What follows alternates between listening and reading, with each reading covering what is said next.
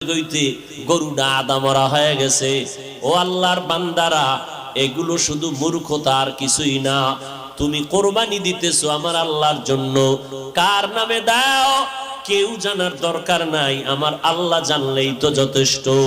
আল্লাহর জন্যই যদি দিয়া থাকো, ইমাম সাহেবের ডাইকে আবার গরুডারে কষ্ট দিয়ে কেন চিঠি পড়াও? এর একমাত্র কারণ এই মানুষটা বড় মূর্খ। জুমার দিন ইমাম সাহেবের নিয়ত করছে, হুজুর আব্বার লেগে একটু দোয়া করেন। পকেটে 1000 টাকার হাদিয়াটা রাখছে। ইমাম সাহেব দোয়া করতে গিয়ে আরো 6 জনের নাম কয়ে লাইছে মোনাজাত। মোনাজাতের ভিতরেই মেজাজ গরম, হাদিয়াটা দিয়া হবে না যে ইমাম সাহেব আমার বাবার জন্য দোয়া করতে গিয়া 1000 টাকা দিব হাদিয়া নিয়ত করছি, হেদিয়া আরো 6 জনের নাম কইল।